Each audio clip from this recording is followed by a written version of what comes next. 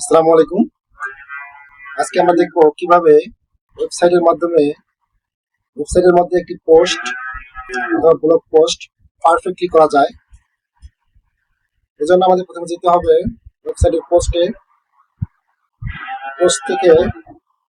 Click করলাম। এখান থেকে অ্যাড নিউ পোস্টে ক্লিক করতে হবে। এখান থেকে আপনি কোন ধরনের ব্লগ পোস্ট লিখতে চান, পোস্ট করতে চান, সেই পোস্টের টাইটেল দিতে হবে। এবং আমি দেব হচ্ছে theme editing, theme editing WordPress. এখানে বেশি ব্লগ লিখতে হবে। এর জন্য আমি চ্যাট জিপিটির সাহায্য নিয়ে একটা ব্লগ লিখতে পারবো। জাস্ট এটা কপি করবো,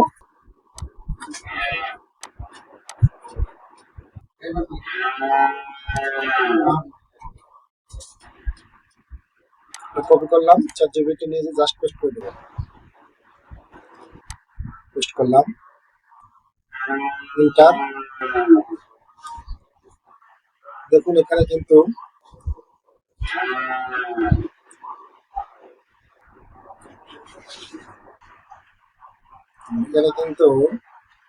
একটা পোস্ট তৈরি করে দিচ্ছে এআই এর মাধ্যমে। একটা পোস্ট তৈরি করলাম, জাস্ট শুধু কপি করবো। আপনারা চাইলে এখান থেকে কেটে বাদ দিতে পারেন এবং সংযোজন করতে পারেন। জাস্ট এখানে শুধু ব্লকটা আমি পেস্ট করে দেবো। ব্লকটা কিন্তু এখানে এসে গিয়েছে।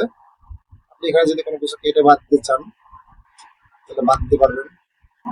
মনে করেন আমি এই লেখাটা বাদ দিই, লেখাটা আপনি কেটে দেন, বাদ হয়ে যাবে। আপনি যদি এখানে কোনো ইমেজ অ্যাড করতে চান তাহলে ইমেজ অ্যাড করতে পারবেন। এখানে একটা ইমেজ অ্যাড করবো, তাহলে এখান থেকে প্লাস চিহ্নে ক্লিক করতে হবে। প্লাস চিহ্ন থেকে ইমেজ, এখান থেকে আপলোড ফাইল। এখান থেকে আপনি ইমেজ এডিটিং, অবশ্যই যে ইমেজটা নেবেন সেই ইমেজটা কিন্তু অবশ্যই ওয়ার্ডপ্রেসে সেভ করতে হবে। এই ইমেজটা নিলাম, ইমেজটা সাজিয়ে দিলাম। আপনারা চাইলে এখানে একটা এই ইমেজের মধ্যে একটা লিঙ্কও দিতে পারেন। যেমন আমি লিঙ্কে ক্লিক করলাম, এখান থেকে একটা ইউটিউব ভিডিওর একটা লিঙ্ক দিয়ে দেবো। এডিট করা যায়। ওয়েবসাইটে চলুন,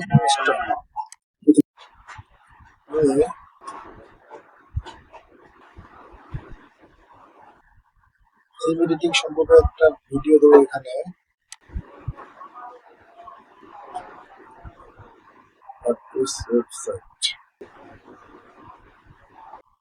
আসসালামু আলাইকুম। আজকে আমরা দেখবো কিভাবে থিম এডিটিং সফটওয়্যার এলিমেন্টর দিয়ে আমি এই ভিডিও লিঙ্ক। আসসালামু আলাইকুম। জাস্ট লিঙ্কটা শুধু কপি করব, কপি এখানে এনে ইউআরএল এ পেস্ট করে দিতে হবে। পেস্ট করে দিলাম। এখান থেকে ওপেনিং নিউ ট্যাব ক্লিক করে দিতে হবে। জাস্ট লিঙ্ক আপ হয়ে গেছে। ওকে, এটা পাবলিশ করুন। পাবলিশ। এখন এই পোস্টার মধ্যে আপনি চাইলে ট্যাগ এবং ক্যাটাগরি সিলেকশন করে দিতে পারেন। যেমন আমাদের যেতে হবে ক্যাটাগরি। এখন পোস্টের নিচে আছে ক্যাটাগরি, এটা কোন ক্যাটাগরি রিলেটেড ভিডিও পোস্ট সেই ধরনের একটা ক্যাটাগরি লিখতে হবে আপনাদের। যেমন ওয়ার্ডপ্রেস রিলেটেড, ওয়ার্ডপ্রেস আমি লিখলাম।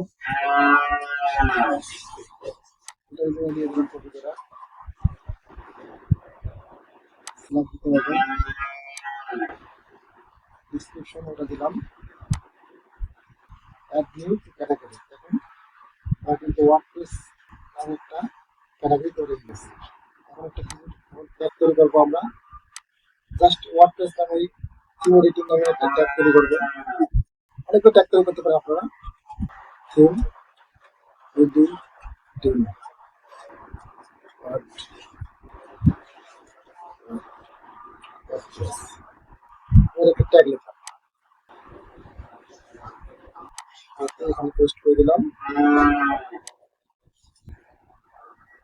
Post add new tag. দেখুন এখানে কিন্তু আমার থিম ক্রিয়েটিং ওয়ার্ডপ্রেস নামে একটা ট্যাগ তৈরি হয়ে গেছে। এখন আমার এই ট্যাগ এবং ক্যাটাগরিটা আমার পোস্টের মধ্যে বসাই দেবো। আমার পোস্টে ক্লিক করতে হবে। এখান থেকে আমরা এখানে একটু আগে পোস্ট তৈরি করেছি থিম ক্রিয়েটিং এন্ড ওয়ার্ডপ্রেস। এখানে ক্লিক করতে হবে কুইক এডিট। এখান থেকে আনঅথরাইজ আছে, কোনো ট্যাগ সিলেক্ট করা, ক্যাটাগরি সিলেক্ট করে দেওয়া হয়নি, এখানে আনঅথরাইজ আছে আর ক্যাটাগরি আছে। ঠিক সিলেক্ট করে দেবো। আমরা এখন এটা কোন ক্যাটাগরির মধ্যে রাখবো, ওয়ার্ডপ্রেস ওয়েবসাইট বা ওয়ার্ডপ্রেস রাখতে পারেন। আমরা এই দুটো ক্যাটাগরি রাখলাম, এগুলো ক্যাটাগরি তৈরি করে রাখছি। আপনি এটা কোন ক্যাটাগরির মধ্যে রাখতে ট্যাগ দিবেন, দিতে পারেন থিম এডিটিং ওয়ার্ডপ্রেস এটা দিলাম। আমি কিন্তু অনেকগুলো ট্যাগ তৈরি করে রাখছিলাম আগে। ওয়ার্ডপ্রেস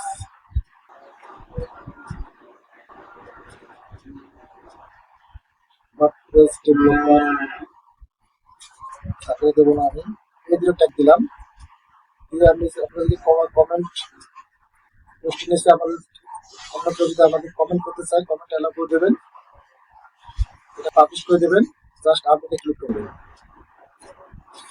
আপনাদের কিন্তু পোস্টের মধ্যে একটা ট্যাগ এবং একটা ক্যাটাগরি সিলেক্ট হয়ে গেছে। এখন আপনারা চাইলে আপনারা যদি চান যে আপনি যে পোস্টটা করছেন সেই পোস্টটা কোন পেজে দেখা যাবে সেটা এখানে দেখাতে পারেন, সিলেকশন করে দিতে পারেন। আমি চাচ্ছি আমার এই পোস্টটা ব্লগ পেজে দেখা যাবে, যেন আমি পোস্টটা ব্লগ পেজে দিয়ে দিব। এই জন্য আপনাদের একটা আসতে হবে সেটিং থেকে জাস্ট রিডিং এ আসতে হবে। এই পোস্টটা কোন পেজে রিড করবে সেটা দিয়ে দিতে পারবে। এখানে অনেক পেজ আছে, আপনারা চাইলে যে পেজটা এখানে সিলেকশন করবেন সেই পেজের মধ্যে পোস্টটা দেখা যাবে। আমি এই ব্লগটা ক্লিক করলাম, ব্লগ পেজের মধ্যে দেখাবো আমার পোস্টটা। ব্লগ পেজটা সিলেকশন করলাম, সেভ সেন্সে ক্লিক করলাম। এখন পার্মালিঙ্ক ক্লিক করবো। আপনারা যে পোস্টটা করছেন সেই পোস্টের যে হেডলাইনটা দিচ্ছেন এটা আপনার কি ওই নামে দেখা যাবে, না ডেটার নেম দেখা যাবে, নাগরিক নামে দেখা যাবে, না ডেটার নেম দেখা যাবে। পোস্টের যে নামে তৈরি করছি পোস্টের সেই নামটাই দেখা যাবে, এটাই রাখলাম। পার্মালিঙ্কের মাধ্যমে দেওয়া যায়, জাস্ট সেভে ক্লিক করতে হবে।